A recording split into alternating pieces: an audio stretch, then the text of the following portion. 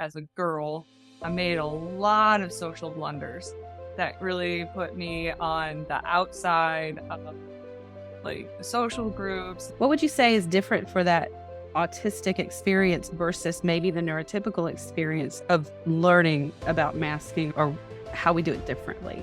As someone with dyslexia just can't say, I have dyslexia, I don't have to read. Someone on the spectrum can't just say, I'm on the spectrum, I don't have to socialize. Those of us who are neurotypical, we are the ones more likely to tell the little white lies regularly. Hey, everybody.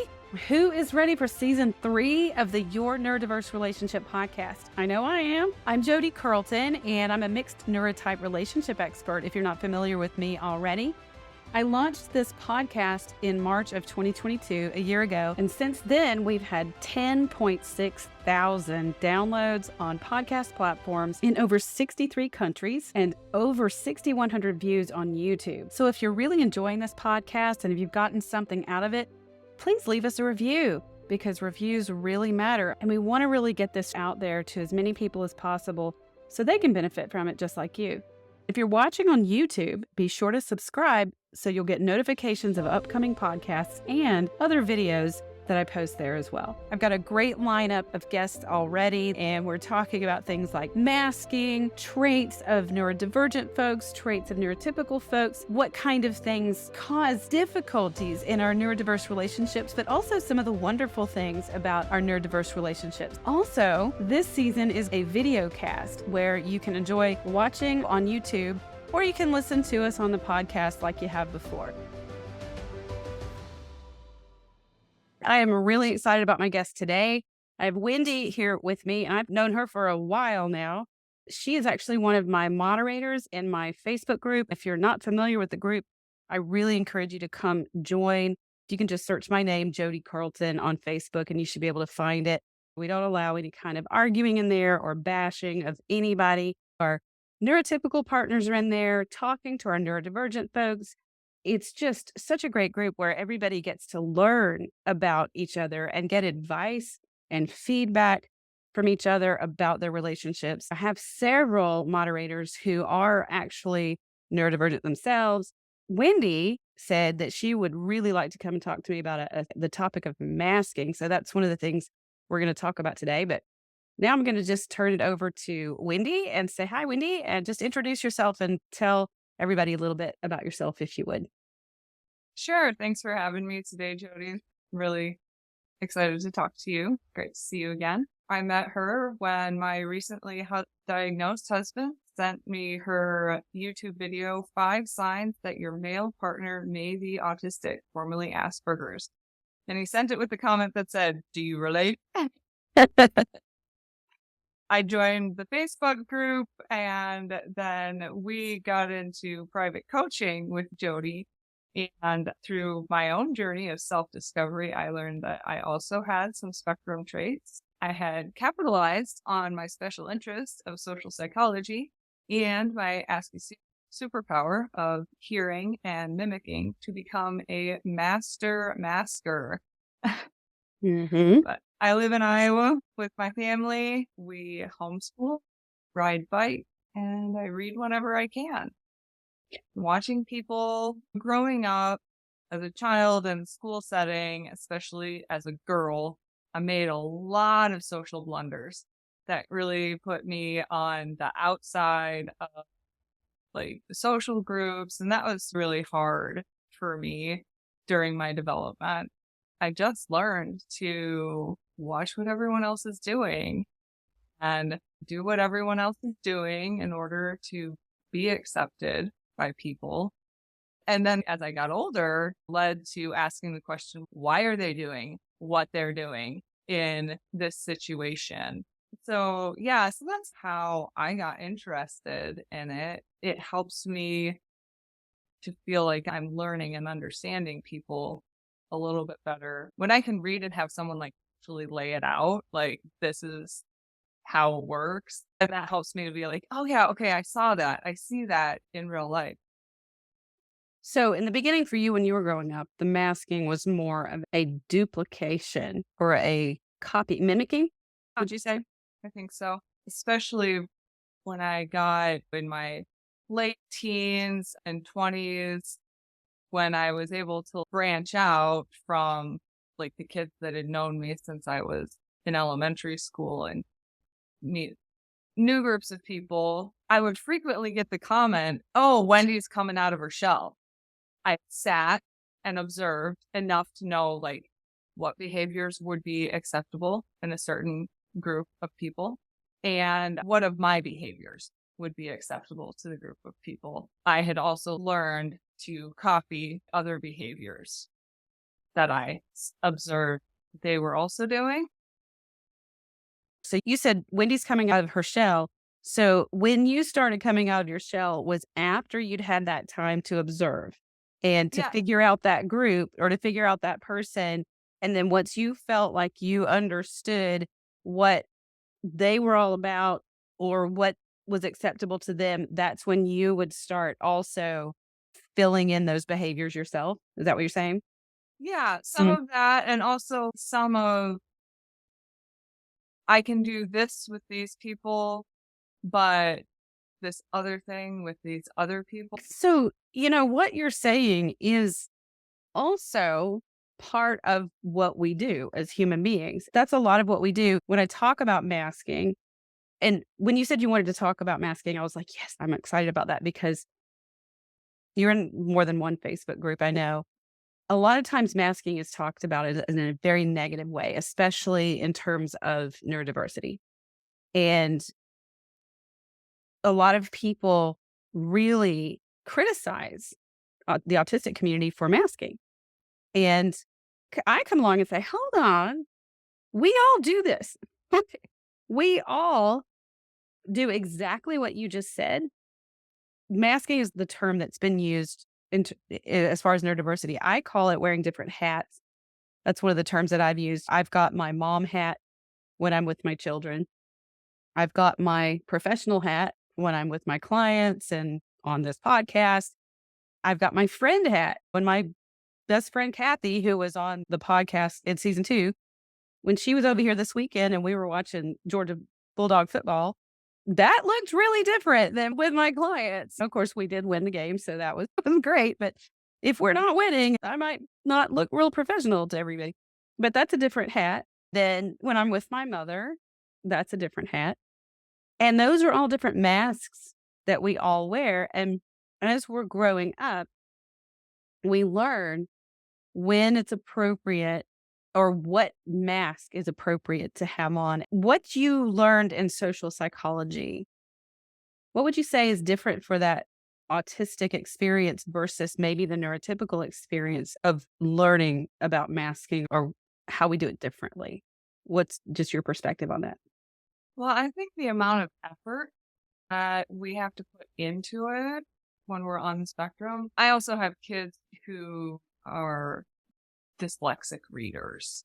And I think it's very similar to reading with dyslexia.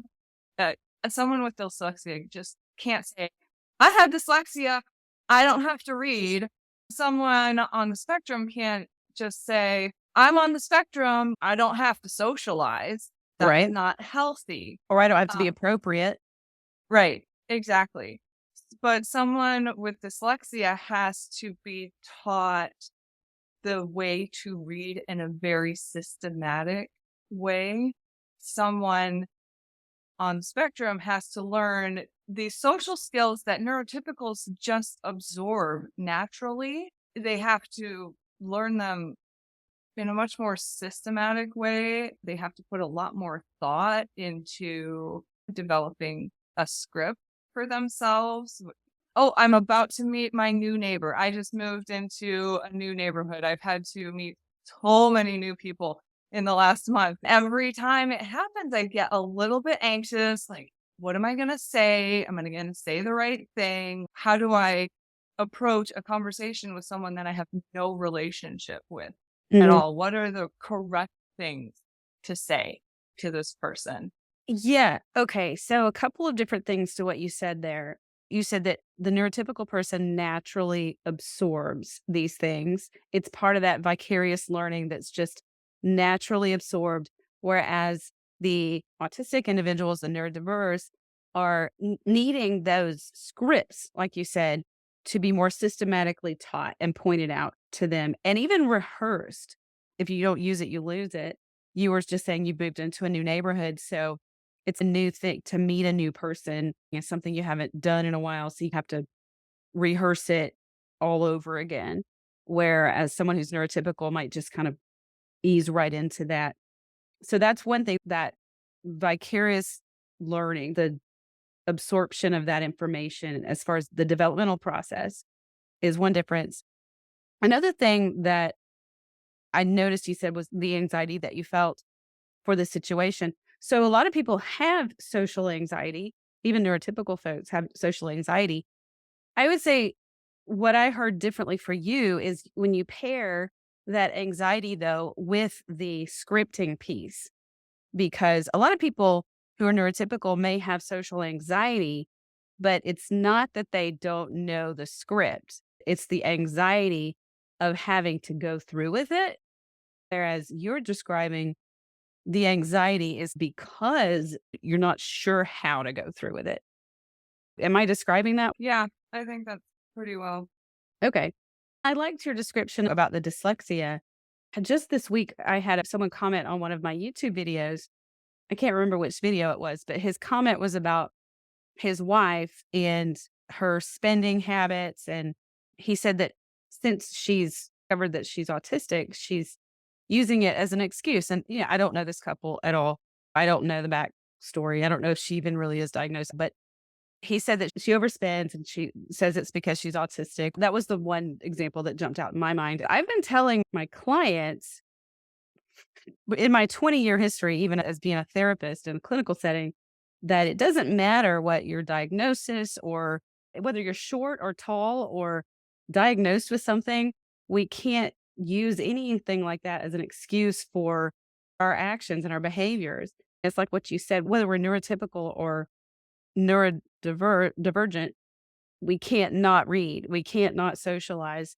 But like you were saying, though, it's more about the effort it takes to go about that. The masking itself is not atypical for human beings. We all mask. I just want to emphasize that to our viewers and listeners that everybody masks.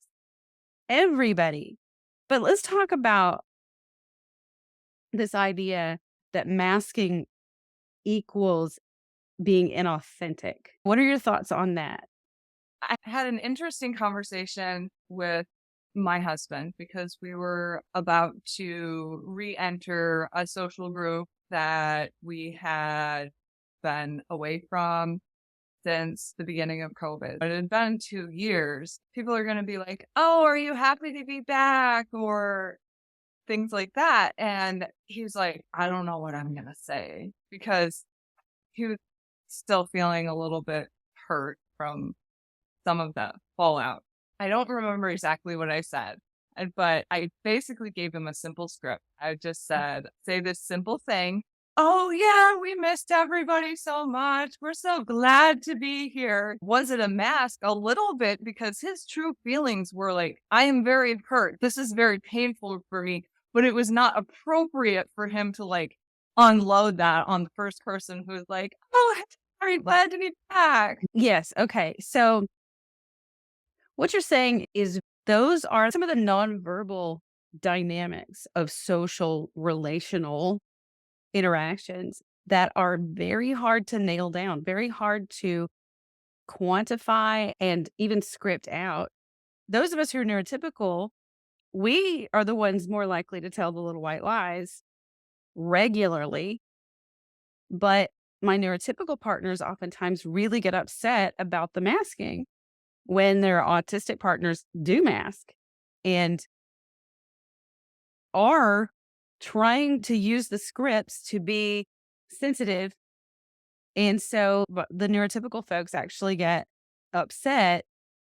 And I think part of it is because my autistic folks are not sure how to do it. and when to do it. I live here in the South, and in the South, there's a lot of white lies. There's a lot of bless your heart. There's some funny YouTube videos about Southernisms. We're known for Southern hospitality down here in the South, but there's also a lot of sweet Southern inauthenticity down here. And it's very hard for autistic folks here because there's a lot that's not genuine because we're very focused in the South on manners and being polite, but sometimes polite is not genuine.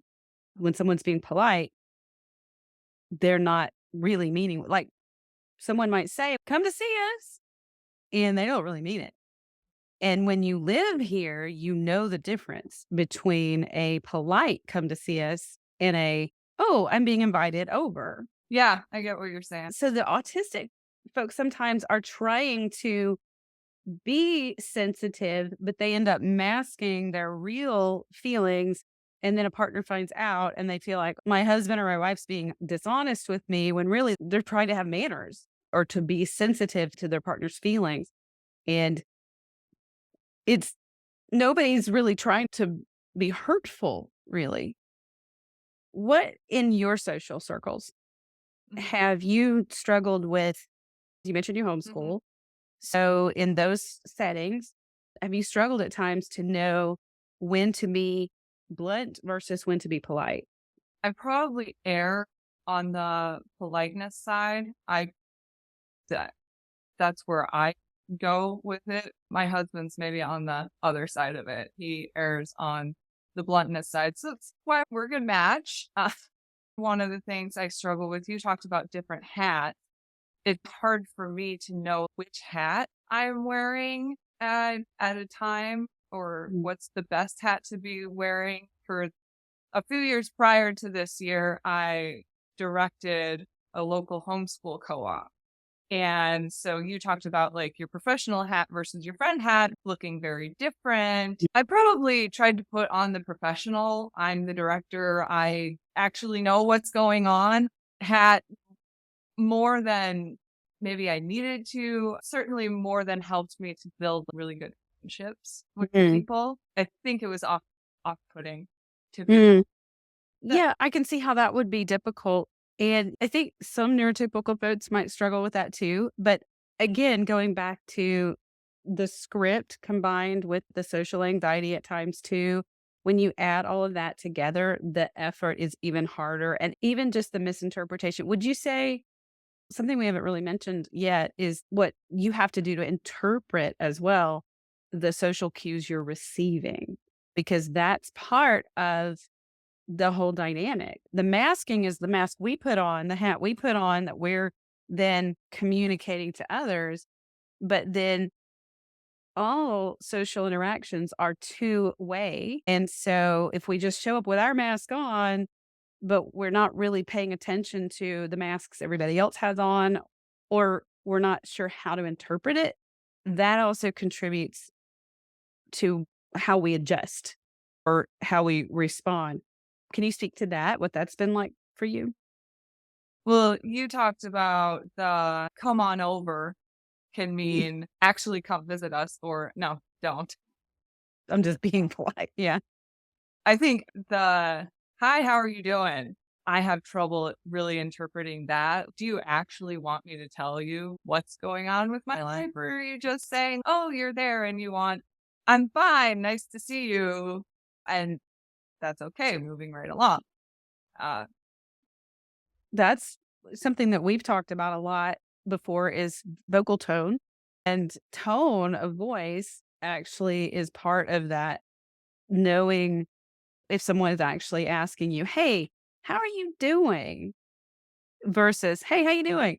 The tone that there's just so many subtle cues that indicate to us what someone's actually saying to us. And then also the mask that they're wearing that day. There are just so much information that's conveyed in a microsecond, visually, auditory, the tone they're using, the words they say, the volume of their voice, even, and just in body language. There's a lot there. And it happens so fast. I think there's also processing speed issues. At least for me, my processing speed is not fast. I'm, first of all, reacting to the fact that, oh, there's a person in my space. I've got to pay attention to this person. And then they're already halfway through saying, hi, how are you doing? And before I can even attend to the tone of the question, then I'm checking their body language. Do they look like they're ready to like head out of here, or are they actually getting settled in like they want to start a conversation? It's just so much to process in a conversation with someone, and it can get really overwhelming. I work at home. I have 5 kids who are looking for my attention throughout the day. But for someone who is working at an office and having interactions with coworkers or clients throughout the day, they get home and just mentally shot. I think you need to not diminish what you do all day long.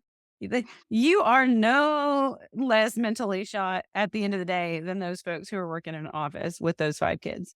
Your job as a full-time mom and homeschool mom at that, my hat's off to you for what you do. I make the comparison simply because it is a lot of work, and I often am shot at the end of the day, and my husband comes home and we do the best we can. It helps that we have the information that we have, that we can give each other grace and space when we need it, and be really open and forthright with our communication with each other. That helps too. But with my 5 kids, like, they're the same 5 people. And I can learn their cues day after day after day. Oh, I see what you mean there. I worked as a bank teller. Get people coming in all throughout the day. So like different people, you know. And that's it, folks, for episode 1 of season 3. Listen to bonus clips of my conversation with Wendy in our bonus episode at the end of season 3. Next week, Carrie Magro, another great conversation that you're not going to want to miss. Thank you so much to all of my guests of season 3 of the Your Neurodiverse Relationship podcast. These folks are bringing their lives to you to help all of you out there who are trying to figure out your own relationships. If you'd ever be interested in being on a podcast, just email us at gethelp@jodicarlton.com. Also, be sure to visit me online at jodicarlton.com to see all the resources that I have available to you. Until next time.